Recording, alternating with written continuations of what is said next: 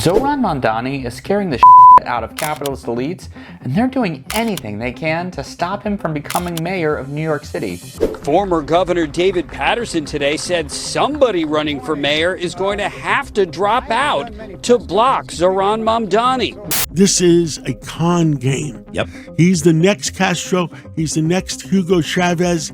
Don't get conned. The fact that this guy's even in contention is a slap in the face. Whether he wins or loses, it is a slap in the face. They are terrified of what Mamdani, a self-described Democratic Socialist, will do if elected, and they're organizing a not-so-secret plot to make sure it doesn't happen. There is a point of agreement between the three of them that if he's going to be beaten, it would be by a united front of opposition. But can it work? In this video, we'll break down the ways elites are trying to rat Mamdani and the one thing that just may stop them. A couple of weeks ago, Mamdani, a little-known Democratic lawmaker from Queens, shocked the political establishment by winning the Democratic primary for New York City's mayor. And Mamdani didn't just win, he won big over a political heavyweight, former New York State Governor Andrew Cuomo. Mamdani won by relentlessly focusing on affordability and the cost of living, by proposing such radical ideas as freezing the rent and experimenting with a small chain of city-run grocery stores. Anywhere else in the world, these ideas would be standard for a progressive party, but in the United States, where the real left has been harassed, intimidated, imprisoned, and violently suppressed, Mamdani's slightly socialist worldview is painted as incredibly radical. And in a way, it is. Mamdani is basically saying maybe not everything should be run as a fucking business. To the capitalist elites who own this country, that's a very dangerous message. They know that if the public starts to think this way, we will never want to go back. We are not going back.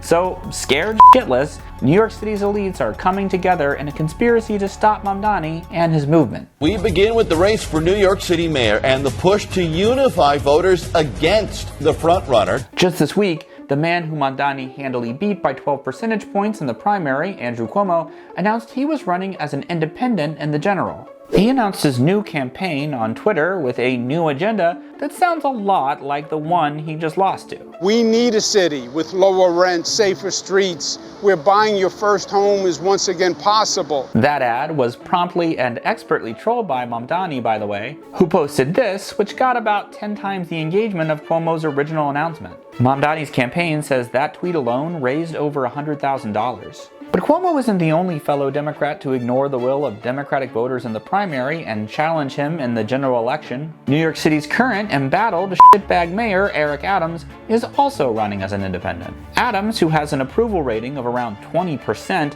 knew he couldn't win in the primary and skipped it because he allegedly made a deal with the Trump administration to avoid federal corruption charges. It's hard to overstate how incredibly historic it is that not just one, but two establishment Democrats are ignoring the results of their own party's primary and running anyway. This isn't just shady, it's a total betrayal of the party's voters. And if it had happened on the other side of the aisle, they'd be kicked out of the party.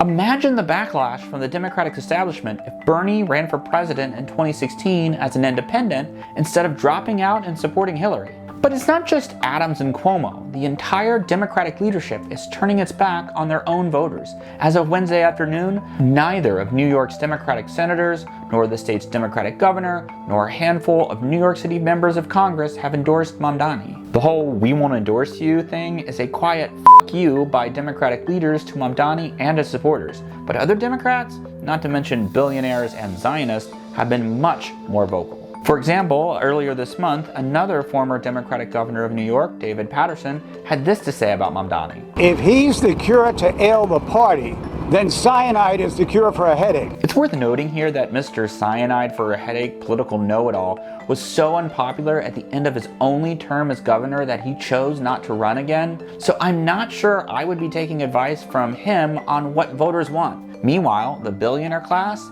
they're coming unhinged. Take John Catsimatidis, a billionaire supermarket mogul and longtime GOP donor. He's repeatedly threatened to close, sell, or relocate his Graciti's grocery stores and corporate offices out of New York City if Mamdani is elected mayor. Why? Because Mamdani is proposing testing a small chain of city-run grocery stores, just 5 stores in a city of 8 million people, to bring cheaper food and vegetables to working-class citizens in food deserts. Mamdani believes that food is a human right, not just a business opportunity for idiots like Katzimatidis who have more money than they could ever possibly spend. But the hysteria of the super wealthy is absolutely nothing compared to the hysteria of Zionists when it comes to Mamdani. A lot of Jewish folks thinking about leaving. Yeah, we're very afraid. That's the big topic of conversation. I've never ever thought that I would need to leave because I was afraid to be openly Jewish here. Now, let's be clear. Feeling fear is real, but that doesn't mean the fear is true. If your fear is based on lies or misinformation, then that fear isn't a reflection of reality. It's a reflection of what someone wants you to believe.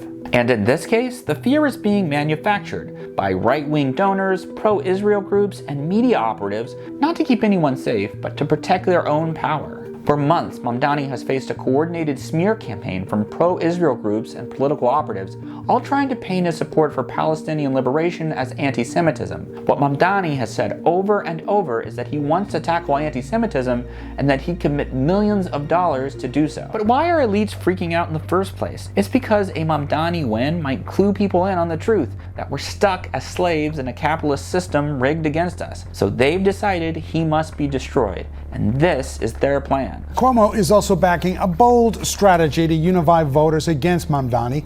It calls for, in the final weeks of the race, to have an independent poll determine which of the 4 non-Mamdani candidates has the most support. The other 3 would then drop out in hopes of consolidating the vote against Mamdani. That's right. Cuomo wants whichever candidate is ahead in September to become the consensus choice, with the others dropping out and endorsing them. But here's the main reason why that won't work. Cuomo's competitors have said they won't do it. Andrew is a double-digit loser in the primary. He lost by 13 points. I want one job, being mayor of the city of New York. I'm not going to Washington, D.C. If the president himself were to call, I very respectfully would say, Mr. President, there's only one job I'm interested in running for mayor. And let's be real. If you're counting on Republicans to carry you over the finish line in a city where Democrats outnumber Republicans 6-1, maybe you're running in the wrong city and the wrong party. The bottom line is this: there is no way Cuomo's plan will happen. The egos are too big. All 3 of these men want to be mayor, and all 3 hate each other. As one political operative told New York Magazine, what do all 3 of these people have in common? They are all egomaniacal sociopaths. And that is very good news for Mamdani and the people of New York. A race that has the reactionary right and capitalist class split 3 ways, unable to unite around a single candidate, makes it all the more likely that Mamdani will prevail in November. If Mamdani wins, it won't just change New York. It'll send a message to every billionaire, every corrupt politician, and every media outlet that tried to destroy him: you don't own us anymore, and we're taking this country back. For Notice News, I'm Andrew Springer.